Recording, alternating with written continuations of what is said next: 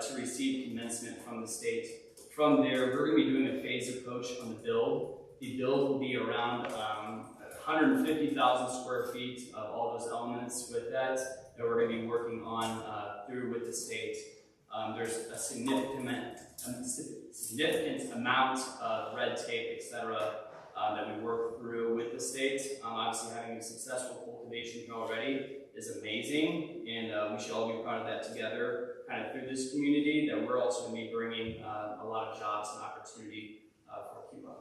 So all those details we can share with y'all. We can share as much as you all would like, but really we want to come before you all answer any of your questions. Council?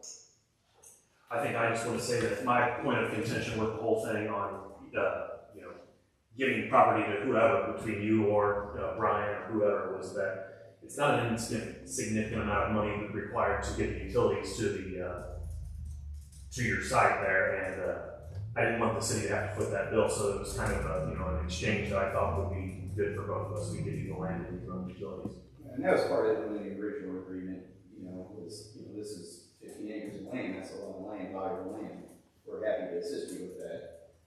And that's absolutely. Wait, you guys aren't here? No, I'm just kidding.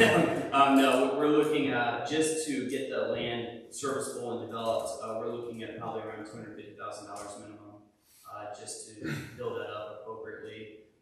With Craig's assistance and the civil engineering, we've kind of already scoped that out. Worked and already met with some of the state representatives in terms of kind of what their confines are for permitting, etc. So it is quite laborsome, and the utilities, that's one of those biggest elements, making sure that we can get those transferred over, and then obviously with the legal team corresponding that to the execution of the rest of the build out. Yes, sir. Do you have a finishing date on this? There's a few elements on that. So the state's commencement period for the license is December 26th.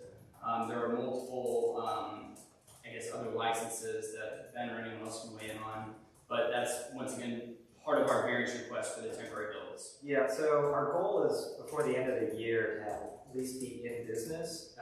What that means is we're going to try to do a temporary build while we're building a larger structure. Obviously, for a structure of over 100,000 square feet, we're not going to be able to do it in 2 months. And so what we suspect is it'll probably take about 9 months, even at a very fast clip, to be able to finish that main structure. And so what we'd like to do is have the state at least give us a commencement inspection before that time. Part of that would be we would have all the perimeter fencing, security, and other measures, up to the level as required by the state, and obviously to make it secure enough to do all those things to satisfy the city here as well. And jobs, how many jobs do you think you're going to create? So, we won 3 cultivation licenses, and so each one of those is 30,000 square feet of potential grow, right? If you just think of the amount of work or agricultural work that each 10,000 square feet or 30,000 square feet takes, we suspect at a bare minimum it takes about 10 to 20 people per one of those licenses. And so we originally won 3 manufacturing licenses. 2 of those got retracted by the state because they said that we were co-located. And so each one of those licenses we suspect will probably be 5 to 10 employees. They also have a manufacturing license that they're going to move on. So I think at the minimum we're looking at 50 to 100 jobs. And starting salary, you have any idea? We have a list that we submitted to the state. I think the starting salaries are something in the $15 an hour range. And so for the record, one thing to indicate here is Brad and I are with Robust Missouri Costing Manufacturing. That's our license and membership. And then Ben is part of Justice Grown. So, And we're going to co-develop the land together. So, just for continuity's sake, Josh Ferguson had wanted to come to this meeting with me. The issue is that his kids just got tested for COVID, so he's good reason not to be here, right? Yeah, he's quarantining right now. I think we communicated that with Cody. I'm here representing Justice Grown. So when you build this, marijuana plant out there. Yeah. Are we gonna use that access on DD Highway, that road, or are you gonna come off a different area? I haven't looked at that, Craig. That's the only access on that is on. Yeah, that's the only existing- there's like a creek on the other side of it. I don't think we can get Okay, yeah. through the antique mall. I'm On down. that side. I'll let the board talk his. Yeah. Anything else, council? Sean? So just to make sure I'm understanding, because I've heard the word deeds, and so I just want to, what do you mean by deeds? So Are you trying to say you would have, that you would want the utilities deeded independently of the land? Is that what I'm hearing you say? So essentially, it's the right essentially for that deed transferable nature. So essentially that we would like to communicate with what was previously from the city of Cuba, that at execution, that deed is going to be moved over once execution of the bill. So you're just referring to the land? Correct, the Okay. deed of the land. So essentially from a state perspective, as we're kind of getting to the next subject, why this is opportunistic for us is we want processing manufacturing in Ditmer, part of unincorporated Jefferson County. Whenever we submit our licenses and things of that nature, we attest to multitude of different things. Similar to that county's representation, Jefferson County, what they did actually after the applications were submitted was they brought into effect essentially a lot of damning ability for anyone to really kind of bring in anything contrary to their zoning. With this land being zoned appropriate, Ben and I have a mutual connection more so with Josh Ferguson, Josh Corson. It's really how we got connected through that team.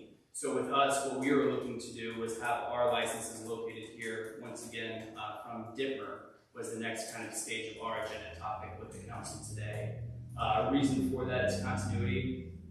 Brad can kind of speak a little bit to what he's done in the past, but really what our operational insight is to this is the process and manufacturing elements, and bringing the expertise of Brad through that. Our other license, just for the record, if anyone was interested, is located all the way up in Florissant. So a good jump from here, probably about an hour and 25 minutes. It's located, if anyone's familiar with the area of Power Shell. So that's where our dispensary location is for this. I lied, one more. Yeah. The odor, there's gonna be a lot of smell from this factory, or not, you're gonna contain it? So Yeah, we have a lot of odor mitigation strategies that are definitely going to be part of that cultivation facility. That's, something we do at every facility we build, so that's definitely something that's going to be included. Yeah, I You can contain think, right, so a lot of, if you go, I think, I just drove to Colorado, so I know this firsthand, as you drive through, it smells like a skunk. Yeah. It's in your car. A lot of those are as a result of outdoor grows or just like a hoop house, greenhouse, where, there's like just not a lot of air control, right? So the design of our facility is, I want to say like a multi-layered shell with interior grow rooms. And so you're going to have not only HVAC in each of the grow rooms, but the outer shell is also going to have separate HVAC. And we're looking at, I guess ozone kind of odor mitigation systems as well. So I think there's, at least comparatively to any kind of outdoor grow or any kind of greenhouse grow, we're going to have very low odor in the house. And Brad, Ben, if you don't mind, speak to your experience because you guys have been growing. You come from this background, so you. Yeah, definitely. So I can give a little bit about my background. So my background is really in biochemistry and molecular biology. I was actually doing cancer research when I was approached with a really unique opportunity back in 2015 to join one of the only licensed, there was 2 licensed CBD grows in the state of Missouri. I was given the opportunity while I was working at Washington University's Cancer Center to basically run that entire facility. Cultivation, manufacturing, dealing with all the patients. We were one of 2 facilities that was licensed from the state, like I said before. I ran all our operations, but we were operated, our ability was to actually treat patients that had intractable epilepsy. So kids that had thousands of seizures a day, and really it was amazing the benefit of our medicine on those kids and everyone that we treated patient-wise. So I ran that operation for close to 5 years before entering into this venture with Tyler and now Ben. there's not going to be too many people really with a background, both on the biochemistry side, on the true pharmaceutical side, that can understand both the cultivation element, the processing element, and actually what goes into treating patients with this medicine. That's just a little bit about my background. I can elaborate a little on this as well. Yeah, so, I've been in the industry for about 5 to 6 years now. Before this, I grew up in St. Louis, Missouri native, had mostly been working on the West Coast, Oregon, California, and Washington State. Became, deeply involved in a lot of publicly traded, large multi-state operator companies out there, help them run their factories, provide equipment, things like that.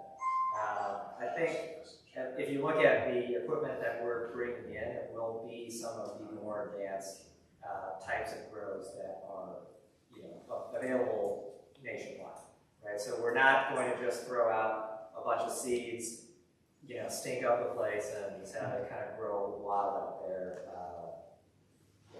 We're coming in from this as a very scientific, controlled approach where we want to have only positive impacts on the community, whether it's jobs or any kind of safety concerns or security concerns.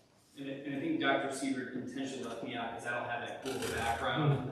So I work in healthcare, so operations, but that's my background. Theirs in the industry is a lot different. So family, I grew up in St. Charles. I currently live in Rock Hill, and I've been part of the healthcare team since graduating from Mizzou, completing my MBA at Russell.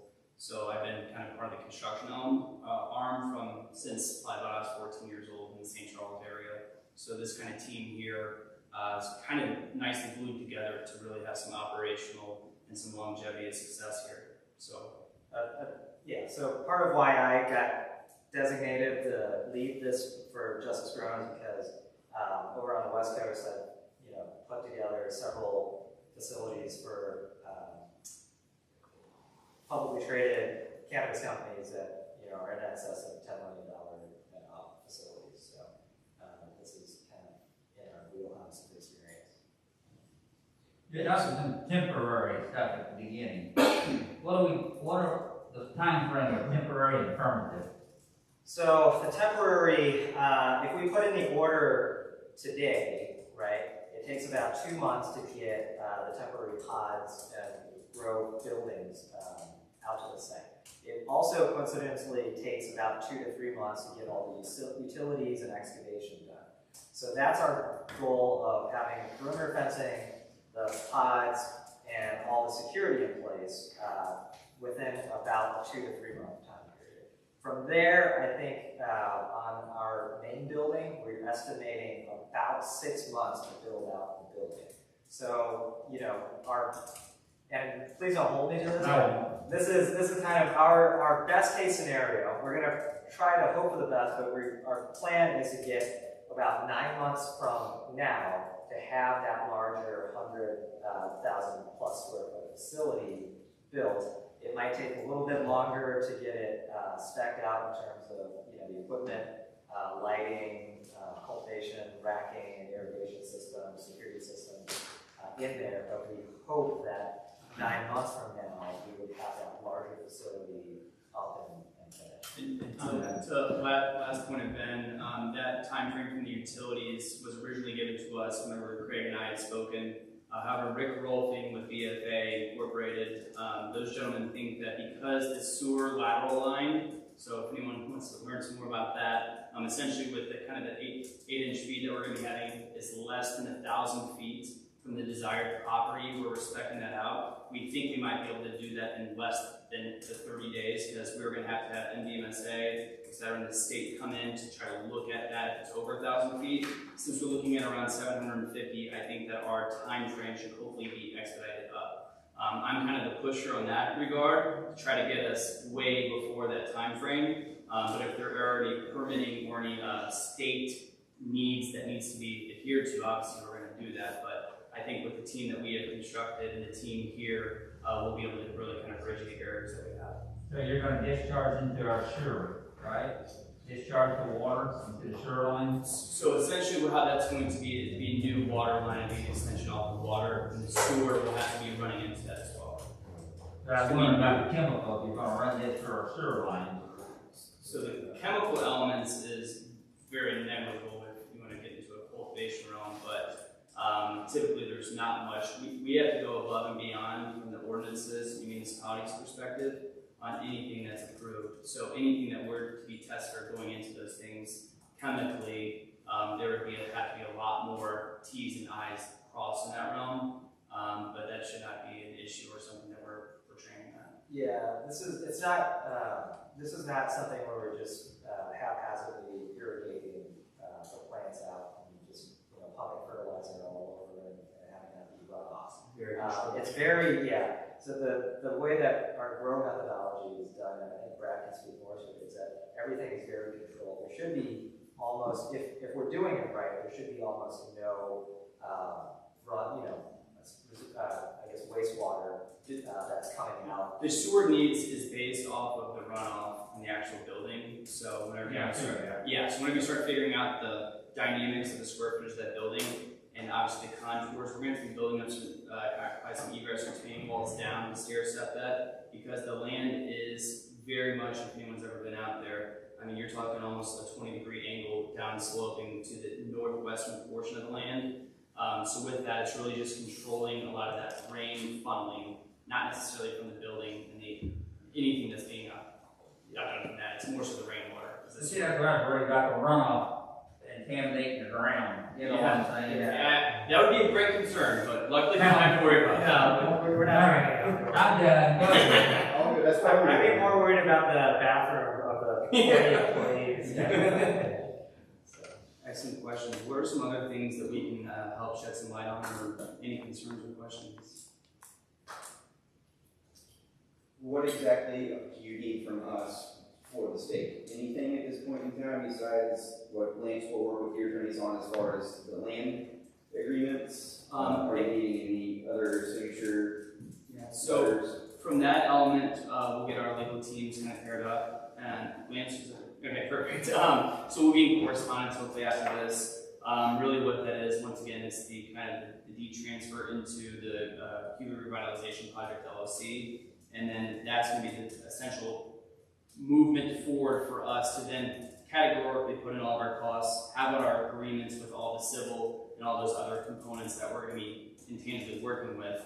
And then to the second point, one of the agenda topics we brought up was related to the permissible use of having our license from Dittmer moved here. That's something that we hope to be granted today, so we can share with our state correspondent, Katrina, and share with her. So that's really the two main elements that we needed today, but obviously we wanted to come out and see everyone, because hopefully we'll be coming back and sharing some cool updates with everyone. So council, at your discretion, what I would recommend would be making a motion of two things. One, allowing me to submit a letter, allowing them to bring their license from Dittmer over and to start the land use, and also for Lance to get in contact with their legal team and start fine tuning the necessary paperwork needed to get the land agreements together. One question before, we gave the best case scenario of how quickly you have the $100,000 or the 100,000 square foot building. What's your worst case scenario? I'm sure you. So the worst case I would say scenario. he said worst case scenario. Yeah, I think maybe we differ a little bit on that because Charlie, you might want to speak a little to the timeframe we've talked to. Yeah, so essentially any pre-engineered buildings, things of this magnitude, essentially what that is, I mean, you might be out 12 weeks per se. The only thing that would be a barrier to us is any acts by God, essentially. So if this rain continues, But I think with Mr. Meyer and some of the excavation realms, I think that he's pretty driven after kind of connecting the dots on this, on what we're looking to do. I think once again, I'm generally the most conservative guy in the room. These guys have to help me, but with this, I'm a little bit aggressive. I think from the biggest elements is that from a worst case perspective, I think the state would probably only allow something for the building to be completed around the end of March or April. Yeah, another thing I want to bring up, which maybe I didn't make clear, is that once we have the temporary structures in place, we are going to be in business. And so we will need, temporary structures are going to comprise about 5,000 to 10,000 square feet. And so, along with 2 manufacturing operations. And so we are going to need to hire people and start operating as soon as we get that commencement inspection from the state. And so even though we're saying, look, that big structure might be, several months out down the road, in all likelihood, we will get started and, have our job fairs and start recruiting and be in operations throughout that time period. Just so you understand the reason of my question, part of what we did in prior dealings, we tied some of the property transfer to capital improvement and the timeframes that those would be completed. Okay. And so one of the questions that I have to have answered, and council has to be comfortable with, is whatever your time frame is. If you're thinking 9 months to a year, I don't think that's much of an issue. If you're thinking it's going to potentially be significantly longer than that, that's entirely different. Yeah, I think it would be. I think what we would like to do is kind of show, I think, the workup of that land to the tunage of around $250,000. I think will hopefully show the commitment and obviously the subsequent then commencement of that interim structure build. So the integrity of that, we could also provide a lot of documentations of invoicing, because once again, those prefab steel structures, for anyone in construction lens, those things are going to take around 8 to 12 weeks. We're working with suppliers now, so if anyone has any great connections, but I think the biggest thing is it's really kind of those things that we'd be showing you guys as we work through this together, because we have nothing to hide, and there's no question we won't ask for anything, we won't share any plans, or we hope to do some nice tours once it's all squared away. I'm sure similar to you guys have done already. But I think one of the biggest elements to your piece is it's going to be that continual communication and dialogue of whatever the city needs from us, we'll be able to provide those, and the state is going to hold us to that same regard. Well, and my recollection is that the state has some pretty significant restrictions on how quickly you have to be in business, or you forfeit those licenses to begin with. Sure, and that's the entire point of the temporary structure. Right. Build, so. Yeah, absolutely.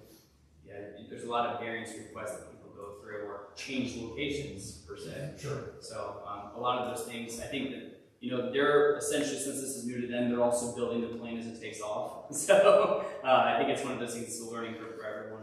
And with that being said, the sooner we can get operational, we're going to be one of the first cultivation, the top 20, 15 cultivation operations up and running.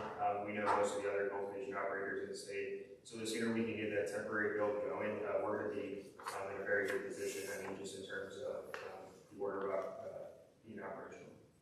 Are you already up and going in Edmond? Nope. So, yeah, I can get into that whole fun jazz on it. So they need a motion to relocate their license from Denver to Cuba. I make that motion. I second that. Okay, so first and a second, to allow the city of Cuba to provide them a letter showing that that would be, permissible by us. All in favor say aye. Aye. Opposed? Okay, we'll get that letter to you. Very good. Second motion, council, I'd like to have. I make the motion that Lance can speak with their attorneys, our attorney speaks with your attorneys for the plan agreements. Second that. Okay, I have a first and a second to allow Lance to contact their legal team and start those proceedings. All in favor say aye. Aye. Opposed? Okay. Anything else right now, gentlemen? Thank you, and it's a 2-way street, so this is just the beginning. We have a lot of heavy lifting to do. We hope to incorporate anyone that we can here locally. I think between the leadership of Dr. Siebert, Craig, and Cody, obviously, we're going to get those things done. So we thank you so much for your time. Thank you for making, once again, a priority on the agenda. It means the world to us, and we'll do our best to make this entire city proud. So we appreciate it greatly. All right. See you all.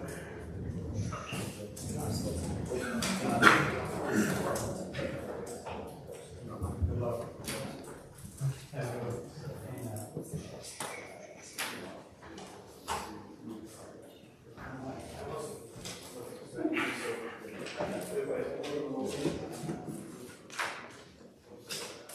then information exchange, and then we'll move on.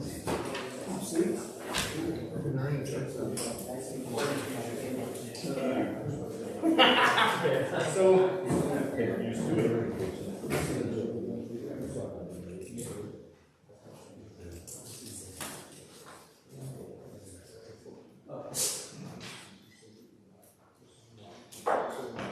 I don't think that there is, but is there any other citizens participation this evening?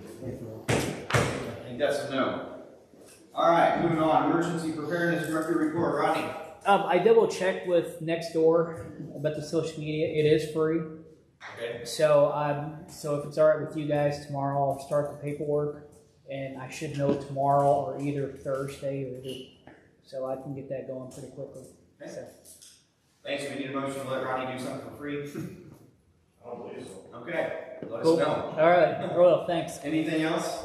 One thing, the camera. We're trying to get the bugs worked out of it. You know, I've had some problems here a while ago with it. Apparently right now I would have to let the camera go for 10 minutes before we actually go into the meeting. I didn't do that. So I'm going to continue to work the bugs out and see what we can do. But so far right now it's working out pretty Very well. good. So, It's not plugged in. it's battery. Okay. Yeah. Anything else for Rodney? Thanks, Rodney. Okay.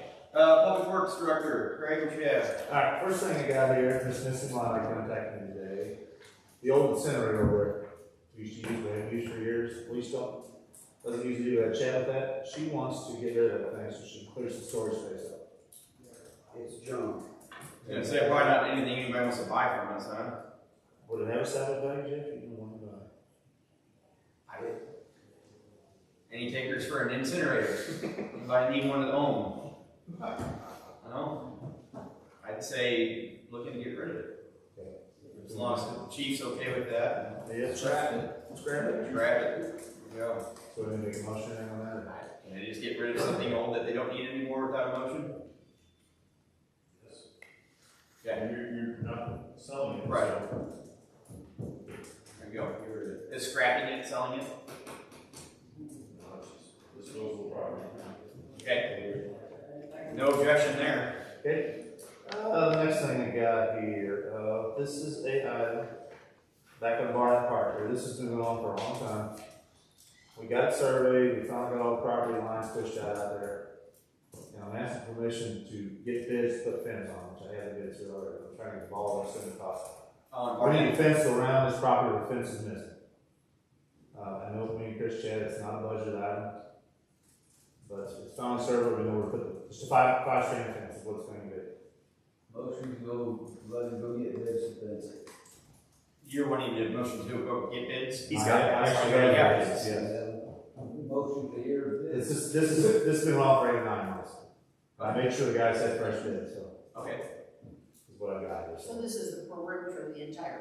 Yeah, probably a third of it still got things on it. The very northern portion's missing, and a piece over the line sale one's missing. Does it need to be fenced? We got cattle stuff. As of right now, Charlie's cows will probably get Yeah, right now it's a cattle pasture. You cannot leave a gate open, yes. Okay. And they are out there. That's what we're looking at, to keep everything out. Possession's 9/10 of the law. If they're on city land, then I can get these by And obviously, if they build, they're gonna put their perimeter fence, but you left a 30-foot easement back too, so it gives us access to get our things around, so. Hey, what do you have there for? What I have is a couple bids here. Got one from Steve Ellington and Sons. This is 3,800 running foot, a 5-string bar. And he's $14,600. Got one from Mr. Brad Cape with all-type fence. 3,800 5-string, same fence here. 3 16-foot gates, and Steve had the same thing here. His bid is $8,410. And do you have any other bids? Just those two. Motion to accept the low bid. Got a motion by Debbie to accept all type bid for $8,410, second by Bouse. All in favor say aye. Aye. Opposed? Okay. Takes care of that. I have nothing else. Okay. What do we have for Craig? you look at those trees on Spencer? We actually started off. Did you? Yes. Were they as bad as we thought they were? Yeah, they're ugly, yeah, they are. Thanks. Yeah, we got a little ways down, but that's another project, but it is on the agenda. Okay. How much longer this contractor had to do that tree and December 15th, I think. On the development project, yes. So I understand one of our contractors that was awarded a bid on this tree trimming has been basically a no-call, no-show so far. So far, yes.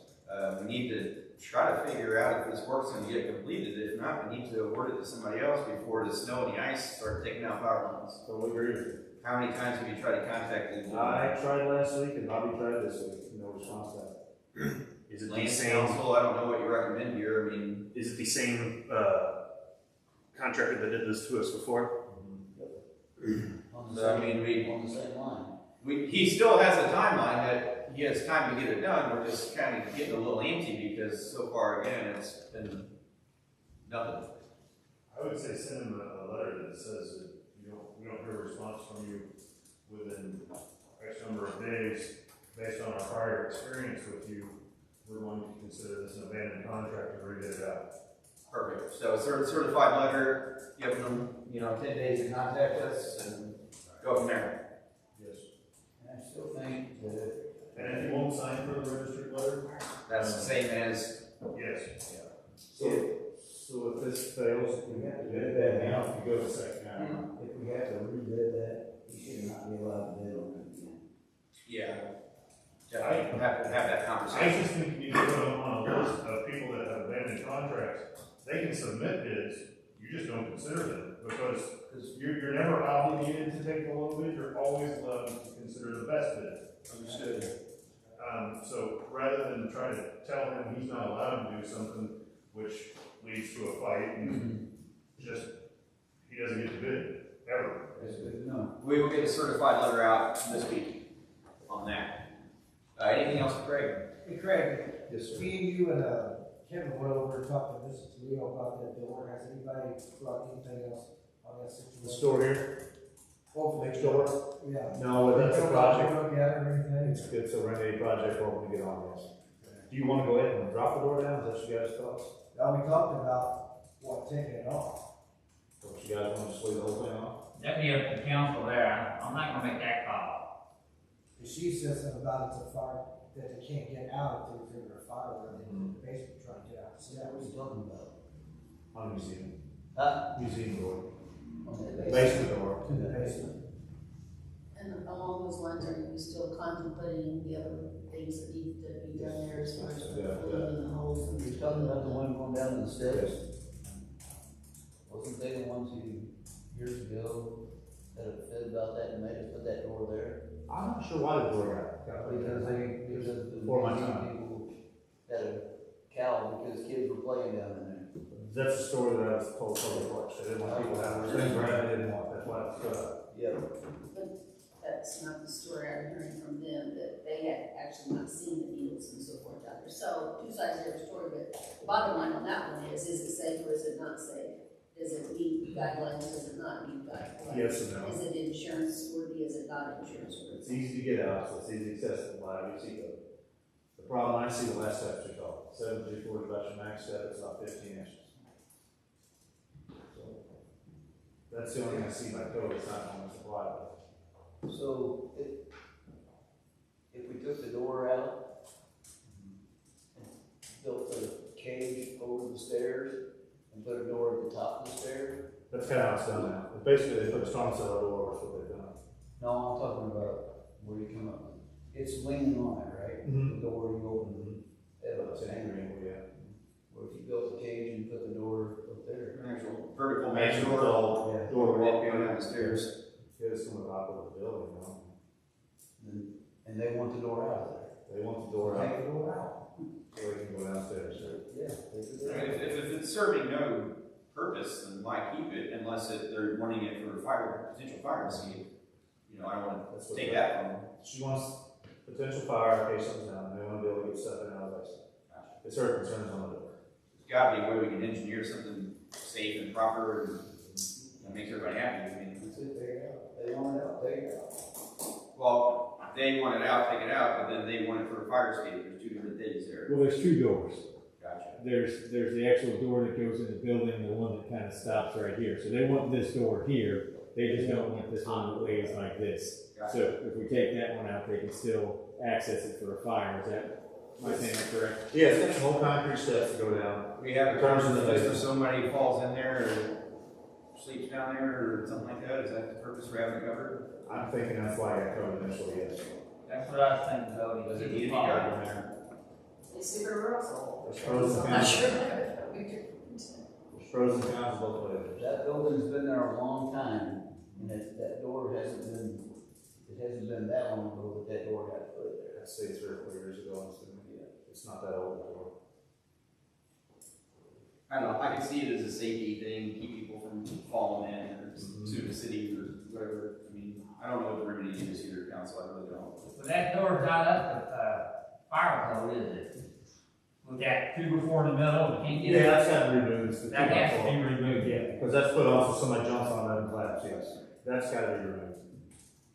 And so once you do that, it's more of a safety hazard than them falling down the stairs, probably. They could jump on it, possibly clap, More yes. likely to They could. do that. But then on the other side with the railings, about 14 inches, you could fall through the railing and fall down the step too, the other one, so. I don't know what the right answer is. That's an old building, and I never heard of anybody falling down the steps. I think we need to get. What's wrong with leaving it how it is? For now. Leave it the way it is and take the 2x4, I think, so. Yeah. If it's not the way to get out. Coming up with something else besides 2x4 we had to. I'll make one that's easier to move. I mean, I'm just asking, I don't really know the scenario here. It's brainstorm on Yeah. Everybody report at the next meeting with your own plan, and we'll take one. Okay, we'll take one. Anything else for Craig? I got something. Hey Craig, Yes, sir. I'd like to see these, sewer lines, our easements, brush hog, about June and come back in October and have a paper trail of it. Know what I mean? So if we ever want to look, see when it's brush hog, we'll have a paper trail. Gotcha. Anything else? If not, we'll move in right to the next discussion because it involves Craig too and the conversation that him and I had, which was a discussion of city dumps. So, correct me if I'm wrong, Craig, or fill in when I leave out, but the city dump, everybody knows where it's at back there behind Paul Bryan. Wonderful to have, I use it all the time, you know, trimming bushes or whatever. But the problem we're having is I think some contractors, and not some necessarily contractors that are doing work in our community or from our community are using it. So it's filling up pretty quick, not with just lawn clippings, but many other things. Now, my thought is we have cameras up there. I think we should probably just get some signage up at the entrance to that, along that route that says, you know, city, citizen use only, local contract work only. I don't know how you prove that, but, you know, violators will be prosecuted. And we have cameras, we have signs. I don't know what else to do. Craig, what are your thoughts? I don't know, I've talked to some other towns, some people charge, some people cap what they can bring in. I mean, we're kept on what they can, by volume, you mean? Because they're not supposed to be bringing in couches and TVs now. Yeah, like, I just found out somebody brought a shed down from the state in pieces and found we turned the wood over, so. Right, so. That's our issue, we get couches, we get pool tables, we get tires. So, yeah, we need signage that says this is for yard waste only. Yeah. You know, wood scraps, whatever. And cameras are on premise and violators will be prosecuted. I think it says grass clippings and tree brush, right? Yeah. Is what it says, but a lot of this comes after hours. We don't lock the place up. You have to put it in. There's a gate. Well, We do not lock the gate. Doug, don't the officers go around and close the parks at night? Generally, not all the time. Some of the parks have been when we are noticing a lot of walk-in people, especially through the summertime. If they're walking in to sleep or be there late at night, we don't lock the gates in order for the officers to be able to go in and be able to drive in, excuse me, and patrol the area. If we lock the gate, I mean, obviously that does keep a car out, but it doesn't keep the walkers out. Right. So we put that trail in there that's lit, now they walk into the park or any of the other park. I'm just trying to think who would be able to lock and unlock that gate. Not saying that's something you guys have time to do, but our public works director. I mean, we could- Probably just got to that. We can line it 4 o'clock or something like that. I mean, Yeah, I just hate to do that to a working guy, you know, he gets home, cuts the grass, and needs to go dump some stuff. Well, and are you gonna keep it locked for the weekend? Yeah. And it's gotta be for the weekend, yeah, I mean, that's, again, that's only when people can get some of that stuff done, so. I think maybe we start with some threatening signage, Start with the signs. and then see where it And goes. follow up on them. Yeah, I mean, we have cameras, you know, we have recording devices, DVRs, we put some signage up, and we keep an eye on it. And then, we get license plate numbers, and if that's not working, we'll come up with another solution, but I'd say probably start with that. Great. Don't you think, Council? One other idea that you might want to incorporate is you might put like a stop sign or something, make them stop somewhere so that you get a good look at their license plate. Not But bad. as the road, as I mentioned, they're almost stopped. Yeah, it's pretty bumpy. Yeah, no, put a stop sign right before you come in, maybe it'll at least make them stop for a second, I agree. Yeah, because our biggest issue is it does have cameras, but if you try to watch it on video, I'm sure Rodney's seen this, it buffers so bad, so you gotta go down actually to the dump to watch what happens, so. Well, I was trying to- but if you're, you know, these guys probably go out there a couple times a week, if they notice it, they'll be able to trace it back in a couple of days. That's what we're looking right now, like 10 and 16. So let's start with that, signage and threatening people. Do we have to have something to put a stop sign in? Is it a street? Do we have to get permission to do No, it's that? our, it's Do we need to make an ordinance for like a fine for illegal dumping in the city dump, I guess, or? I would be surprised if you don't already have. Okay, we might make, so on that sign, you put, you know, $500 fine or whatever, so that way, that can be enforceable. If you make an ordinance violation for illegal dumping, it's up to, I think 90 days in jail or a $500 fine. Okay, there you go. We'll see if we have an ordinance. If not, we'll make one. 90 days in jail, that's a lot for dumping a couch down there, so. They'll probably pay $500. Probably. Okay. So we'll go for that on the city dump. We don't need a motion, we can go buy signs, do we? Police chief report, what you have, Doug? I only have one thing here, open session. A couple weeks ago, about a week ago, I guess, we finished up accepting applications for the opening that we had for Roger Armstrong, who did resign and has moved to the major position in Gaston County. After several interviews, we had 5 people apply and interview. I would like to, after I spoke with my police committees about our applicants and stuff like that, after I just present tonight, the officer that I'd like to hire, and his name is Mike Broom. He's actually right here in the room here if you'd like to meet him. He works at the Department of Corrections right now, currently, but he's put in this, week notice, 2 notice? He's already put that in, got that taken care of. Ready to start as soon as possible, I think the first of the next month. Not fresh out of the academy, but he hasn't held any law enforcement jobs, so he's green. He's who we're going to give a shot and mold him into the officer we need here in Cuba. Well, heck yeah. Motion? A second. Motion to hire Mr. Broom? Yes, sir. Okay, motion to hire Mr. Broom by Bow, seconded by Black. All in favor say aye. Aye. Opposed? Welcome aboard. Thank you, sir. You bet. Our pleasure. Anything else, Doug? That's all I have right now. Very good. Look forward to seeing you out there. White Silverado, extended cab. Don't pull it up. That was just a joke. Not really not when he drives. Yeah, it's true. Okay, council, you have bills to be paid as well as the addition to the bills to be paid. Motion to pay the bills. Motion by Curtis, second by Sam. All in favor say aye. Opposed? Bills are paid. Thank you. We have a salary committee. Who knew? What's our salary committee? Do you have any recommendations for us this evening? I'll let Debbie read it. She so eloquently wrote it. Do you have an Andy? All those comments are in place. Debbie, it should be right after the bills to be paid, and before that first order. And your large packet. So some of that stuff very right. Okay, got it. All right. The salary study committee met at 6 p.m. on Tuesday, October 13th. President were Sam Black and Debbie Martin.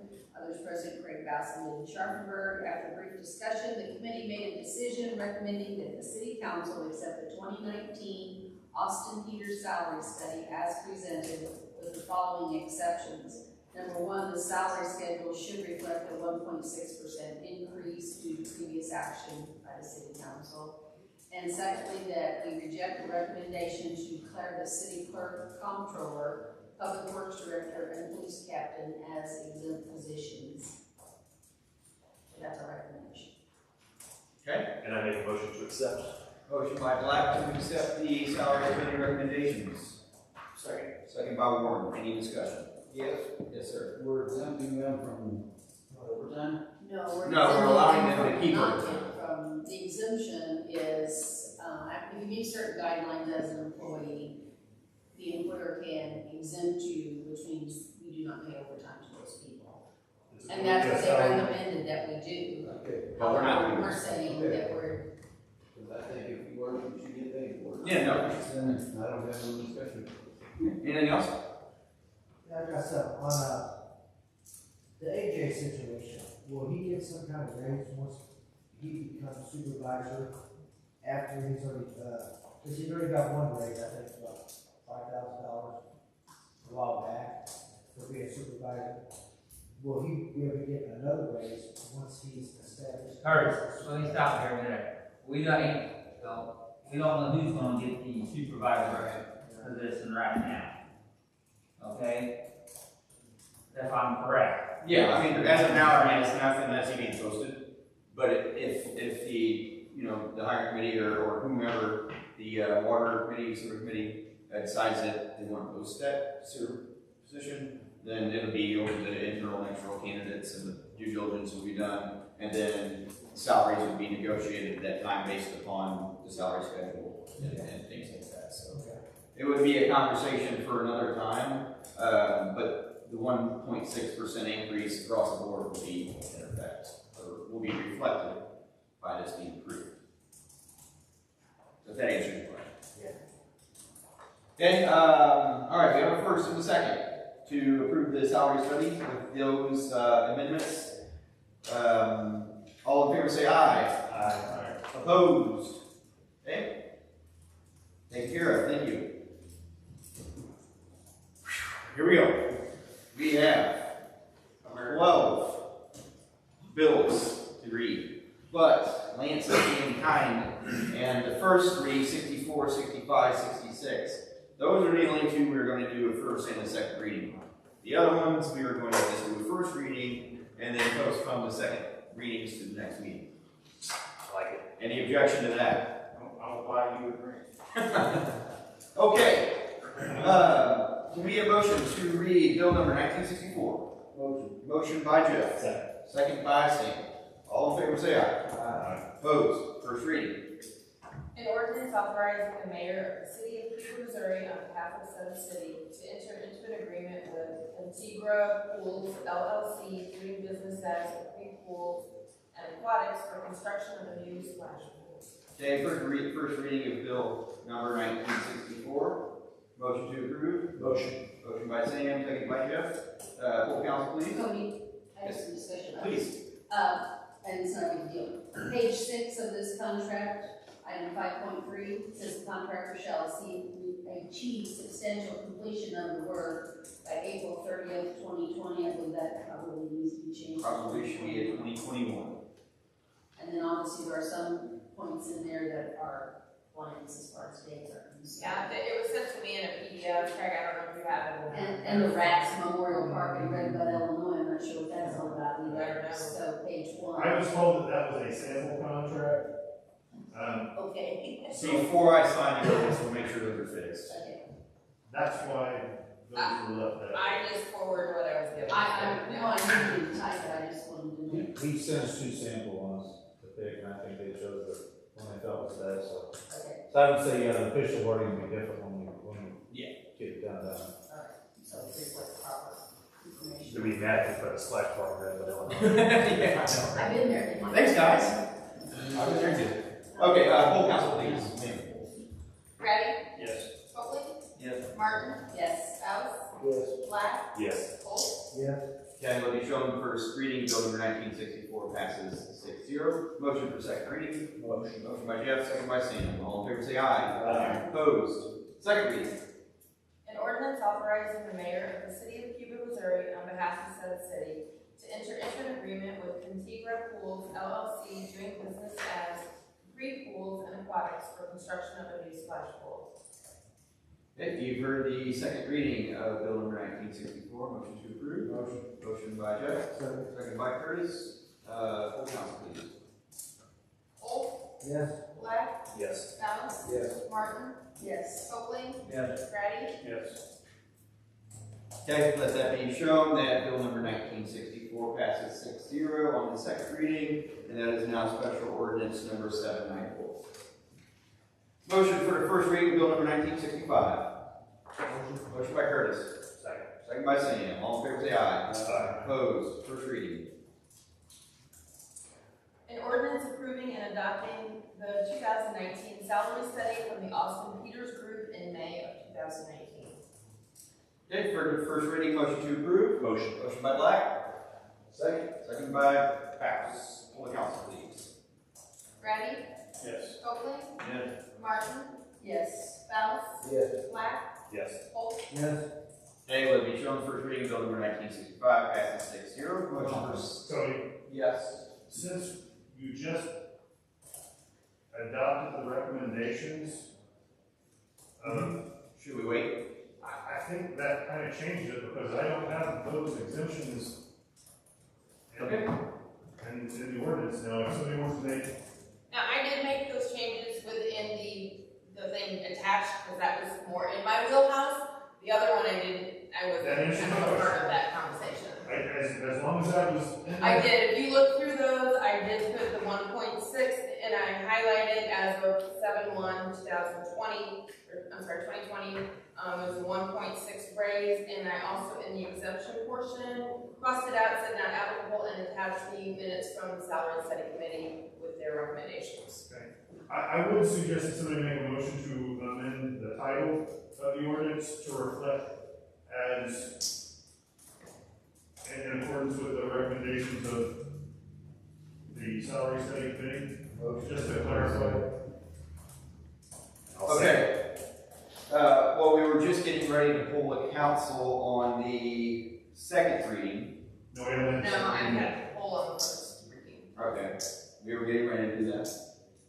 I already have all of So we're getting ready for the second reading. correct. So if there was a motion to amend, that's all it needs to say is motion to amend. Motion to amend. Motion to amend by Bowles. Second. Second by Warren. All in favor say aye. Aye. Opposed? And now when you read it the second time as amended. Good. Okay, so motion for the second reading. Oh, I didn't already have one, I forget, but Bowles. Seconded by Warren. All in favor say aye. Aye. Oh, yes, second reading. And you want, I- an ordinance to amend and adopt. No, just say as amended, an ordinance. As amended, an ordinance approving and adopting the 2019 salary study from the Austin Peters Group in May of 2019. Motion to approve. Second. Motion by Black, second by Bowles. Poll the council, please. Holt? Yes. Black? Yes. Bowles? Yes. Martin? Yes. Copley? Yes. Grady? Yes. Okay, let it be shown as amended is approved 6-0. Bill number 1965 is now special ordinance number 795. Motion for the first reading of bill number 1966. Motion by Bowles, second by Holt. All in favor say aye. Aye. Opposed? First reading. Second by who? I'm sorry. Bowles, or Holt and Bowles.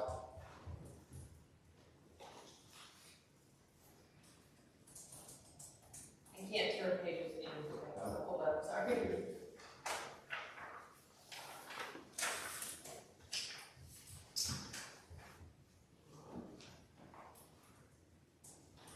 An ordinance authorizing the mayor of the city of Cuba, Missouri Missouri, on behalf of said city, to enter into a contract with Britain Development LLC for the transfer of real estate.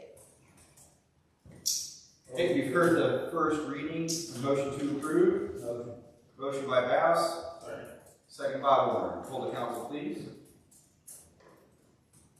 Grady? Yes. Copeland? Yes. Martin? Yes. Sells? Yes. Black? Yes. Holt? Yes.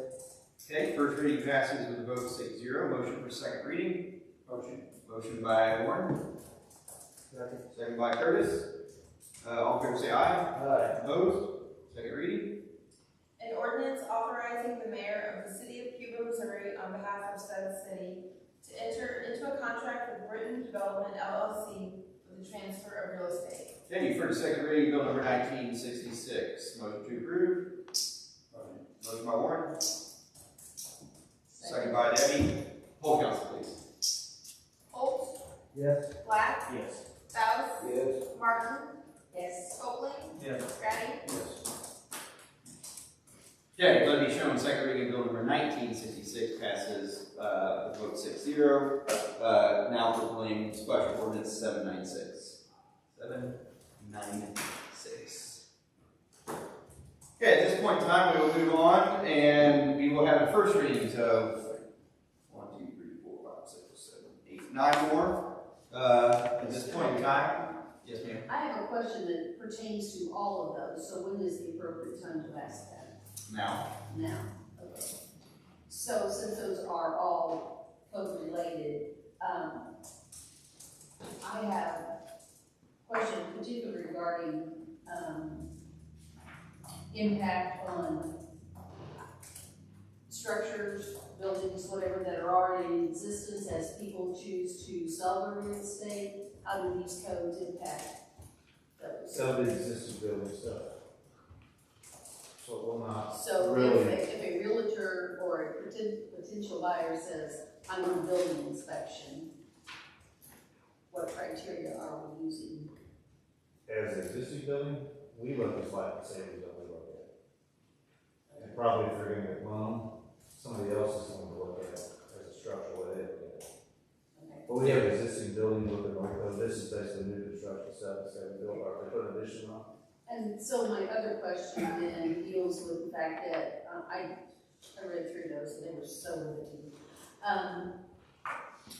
Would it not behoove us to have, I mean, I know these are adopted, they're international, whatever, but to have a team of local people, perhaps in construction, electrician, plumbing, realtors, someone look through these codes to see if we indeed want to adopt them as they're being presented, because I noticed some things have been struck through.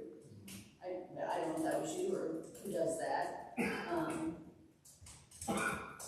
And other things just seem to appear to me, this is the way it was. I don't know what they say because it just says chapter, whatever. Yeah, books. So I'd like to know what we're approving. I'd like somebody with more input to look at that. For instance, the one who speaks of a certified plumber. I think we're a little low on those around here. So if this is something we're going to require, that we have a certified plumber to work in our home, there's a question about that. It also speaks of installing plumbing.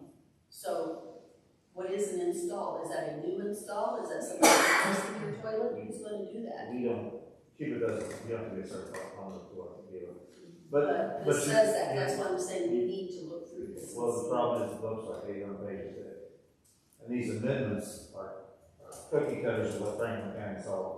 I know They found that all the builders they had, this is those are bitches, and that's who we copied off all the amendments. I feel like the people when they live in St. Louis County or Franklin County with those building codes, that's where they would be living though. And I'm all about the safety issue. I understand a lot of this deals with safety. But I think a lot of this could potentially be a distress for some people. I'm thinking of someone who's, 80 years old and needs their toilet replaced. Are they going to be able to find a certified plumber to do that? You don't have to have a certified plumber. Again, we need to know what the code is saying though, and have people look at it and say, is this what we're going to follow? Are we going to follow what's written, or are we going to follow on a case-by-case basis? So, this pertaining again, Greg, to new construction whenever you guys grant the permits for new New construction? construction is mainly what IBC is obtaining. So if somebody's gonna build a building in Cuba, or build a home in Cuba, build a We're duplex in Cuba. at 2009 right now, and trying to go to 2018. And we've got to for insurance purposes and everything else, on the whole situation again. And there's things in there that I know people didn't like, and I've talked to Daniel out in Sullivan. He talks to contractors, or I've seen contractors builder in town. Like we got all breakers, somebody wants to put $40 breakers and that's scratched out. There's like self-closing in your garage, there's stuff like that that's scratched out. Sizing concrete. So we went to a generic form of concrete, so this is what you do instead of figuring out what soil you're in, how thick, they cut a lot of the crap out that you had to go around what they did. I mean, the book is horrendous if you look at it. I'm trying to research this thing, it's amazing. So these are already in place, this is just an update to them. It's an update what we got, yes, a lot of these are still current codes. But is the ordinance ever being enforced, ever? As new construction is, yes, more so. But see, we don't, if you bought this building and you didn't change the structure, we're not gonna give you a building for that. Unless you put a new roof on, change the structure, that's when we get involved. As far as the building goes. Right, and to answer Debbie's question too, because I think it's important if somebody's wanting to remodel their bathroom, per se, We don't require permit. they can just do that anyway, correct? It's basically new construction or expansion. Yes, new construction, if you start from scratch or you put 1,000 square foot addition in the building, yes. I think that needs to be noted somewhere, that this applies to new construction, because somewhere, we may agree with that, we may all understand that, but somewhere down the road, that could get lost, and then I foresee problems. And the other thing is, do we have a permit fee schedule someplace? What are we charging, how much are we charging, who are we charging? So that- One of these is for existing buildings, or at least it says it's the existing building. So, yes, we're adopting what, Some of it is what thought. that's another book of things, not 300 pages. Okay, thank you for the questions and pointing those out. So my question then is gonna be, how imperative is this? I mean, is this something we can table and not run any type of risk? The whole point of doing only a first reading tonight was to give that time. To give it time, until we would be ready for a second reading. Yes. I would anticipate that we would be ready in 2 weeks, but if we need longer, obviously, we just remove them from the agenda and put them on again. But I do think it's appropriate to do the first reading. Whatever you want to do, council. Well, our insurance is required, correct? Yes. Let's get the first readings knocked out. It reflects everybody's insurance as a business, if we don't get a department. There's a code on the invoice thing, so eventually affect anything. Now, we started this process A year ago. Yeah, and unfortunately, 2020 happened, and this got moved to the back. But there was some reason to be pushing it forward. I think the state was pushing it on us like that. Picking on us, right? It's some big job. But Let's knock out the first readings, gives us time for the next meeting to make any amendments if we need to, and if we're still not ready, we can table second readings to the following meeting. Motion for first reading. Fair enough, I mean, seriously, because I get where you're coming from. Second. Before we get that far though, bill number 1967 is actually about real estate, so let's do that. First reading, bill number 1967. Motion. Motion by Warren. Second by Holt. All in favor say aye. Opposed? First reading, bill number 1967. An ordinance authorizing the mayor of the city of Cuba, Missouri, on behalf of said city, to enter into a contract with Chris Durham and Vicky Durham for the sale of real estate. Okay, for the first reading, bill number 1967, motion to approve. Motion by Warren, second by Black. Hold the council, please. Ready? yes. Copeland? Yeah. Martin? Yes. Doss? I have a question. I didn't, I say anything from this, so that when we entered in, went to the, so I'm Abstain now. gonna say now. Black? Yes. Holt? Yes. Okay, let me show first reading passes 5-0 without abstaining. Motion for second reading, bill number 1967. Second, Bill Treasurer. Yes. This is one of the ones that we are only doing the first reading. Oh, gotcha. Got me all excited. Okay. Motion for first reading of bill number 1968. Motion by Black, second by Warren. All in favor say aye. Aye. Opposed? First reading. An ordinance amending chapter 6, article 3, section 6-65 of the Cuba City Code relating to the International Building Code. First reading, motion to approve. Motion by Warren. Second by Sam. Hold the council, please. Graham, Yes. Copeland, Yeah. Martin. Yes. Stout. Yes. Black. Yes. Holt. Yes. Okay, let me show on first reading passes 6-0. Okay, I have a question Yes. on this, on the Durham deal. How come we're only doing that once? He's waiting on this to do loan. Because I was told because he's a city employee, if there's gonna be anybody that comes complaining, we're giving them 2 weeks to find out who's gonna be the one. Okay. If there's no other, then Move on. Motion for first reading of bill number 1970. Motion. Did we not do 69 yet? Okay, motion for the first reading of bill number 1969. Motion by Chad, second by Holt. All in favor say aye. Aye. Opposed? Who did you say motion? I'm sorry, I saw the second by Holt. I motion. Bowser. Thank you. An ordinance amending chapter 6, article 3, section 6-65 of the Cuba City Code relating to the National Electric Code. Okay, you've heard the first reading of bill number 1969. Motion to approve. Motion. Motion by Warren, second by Black. Hold the council, please. Holt. Yes. Black. Yes. Stiles. Yes. Martin. Yes. Copeland. Yes. Grady. Yes. Okay, first reading passes 6-0. Motion for first reading of bill number 1970. Motion. Motion by Black. Second. Second by Grady. All in favor say aye. Opposed? First reading. An ordinance amending chapter 6, article 3, section 6-65 of the Cuba City Code relating to the International Mechanical Code. Okay, heard the first reading. Motion to approve. Motion. Motion by Black. Second. Second by Holt. Hold the council, please. Grady. Yes. Copeland. Yes. Martin. Yes. Stiles. Yes. Black. Yes. Holt. Yes. Okay, first reading bill number 1970 passes 6-0. First reading of bill number 1971. Motion. Motion by Black.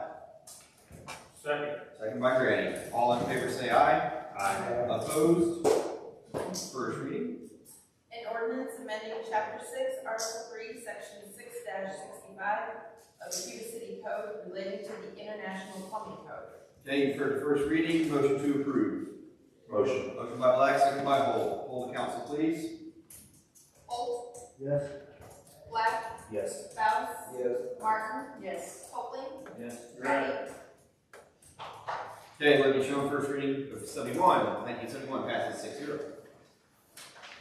Motion for first reading of bill number 1972. Motion. Motion by Debbie, second by Curtis. All in favor say aye. Aye. Opposed? First reading. An ordinance amending chapter 6, article 3, section 6-65 of the Cuba City Code relating to the International Fuel Gas Code adoption. Okay, you've heard the first reading. Motion to approve. Motion by Grady, second by Sam. Hold the council, please. Grady.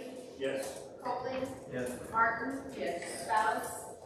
Yes. Black. Yes. Holt. Yes. Okay, let me show them first reading passes 6-0. Motion for first reading of bill number 1973. Motion by Curtis.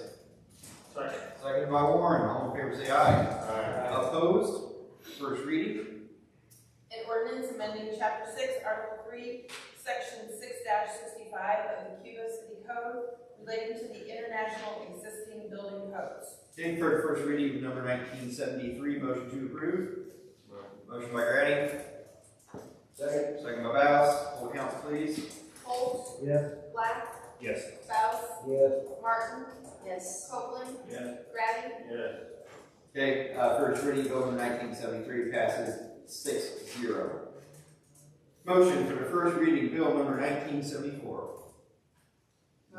Motion by Debbie, seconded by Jeff. All in favor say aye.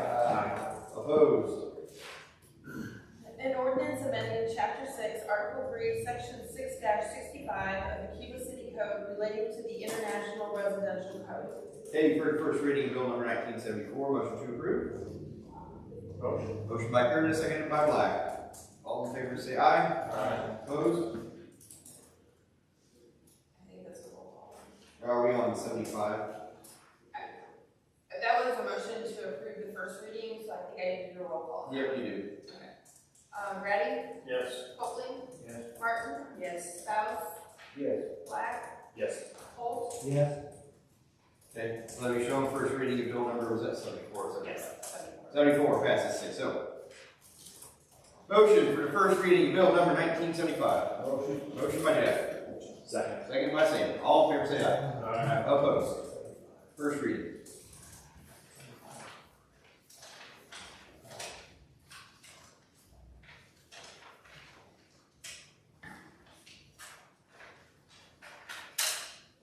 Here we go. Okay. An ordinance amending chapter 6, article 3, section 6-65 of the Cuba City Code relating to the Energy Conservation Code. Okay, for the first reading of bill number 1975. Motion to approve. Motion. Motion by Sam. Second. Second by Debbie. Poll the council, please. Holt? Yes. Black? Yes. Spouse? Yes. Martin? Yes. Copley? Yes. Grady? Yes. All right. You can only imagine that eternity in hell is very similar to what we just did there. All right. Old, unfinished. I might take a vote to that. Oh, no, that's not with you. Okay. Old, unfinished, and new announcements. New business with announcements. Next meeting will be November 5th. That's a Thursday. That is due to the election. So that way no one has any conflict there. And that's really the only announcement I think that I have on my end. Kevin? Yeah, Cody, I've had some calls about our Visit City Cuba doing Halloween. Okay. And are we doing Halloween? As far as I'm concerned, absolutely. Trick or treating's on.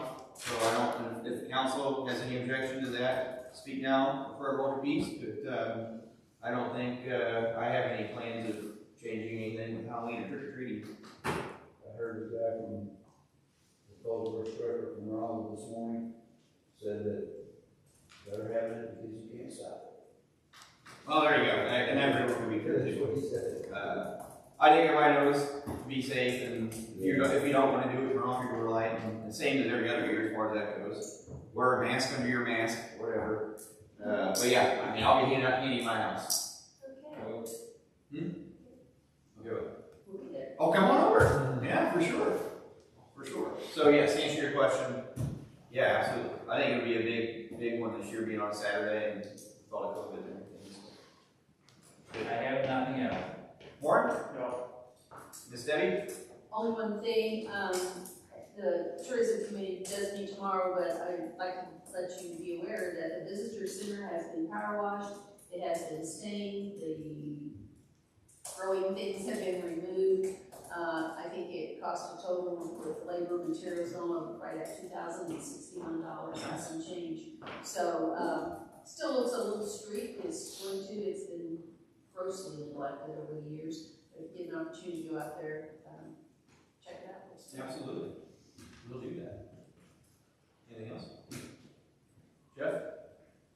I had a couple things. One of them we can take care of in the executive session. I just want to say that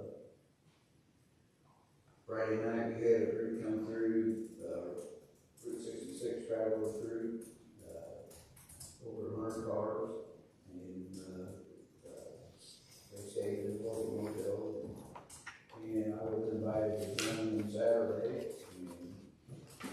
and we drove up to along Route 66. I saw part of Route 66 that I never seen before, and had a really good time. I would like to see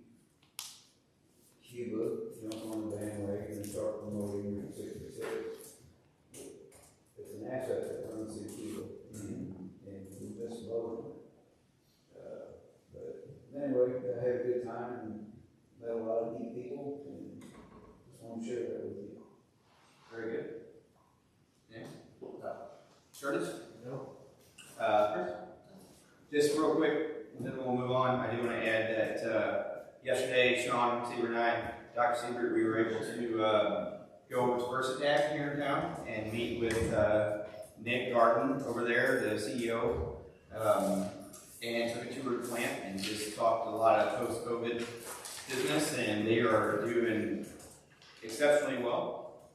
They had a lag during COVID, but now they're putting out more business than they ever have. So just good to meet with some of the local industry and hear the stories of their workforce being strong and their product moving out quicker than ever. And then similarly today, Sean and I went over to Marvell. The CEO flew in from Ohio. We met with him, had a great discussion just about their business model post-COVID, some of the next steps they're going to take to move on, and just a lot of really good talks about our community and our leadership and some of the great things that you guys offer. So Sean, if you add anything to that, I just want to point those out. No, thanks for your time. They were good meetings, they were long meetings, and, they just really value Cuba, and they value you as a council. And they said that to the mayor and I, and it was good, in a COVID-interrupted world, to have those conversations means a lot. So, Mayor, thanks for your time. And, you bet, my pleasure. It was good. Very good. All right, motion to go into executive session. Motion by Warren, seconded by Pass. Hold the council, please. Ready? Yes. Copeland? Yes. Martin? Yes. Bats? Yes. Black? Yes. Holt? Yes. All right.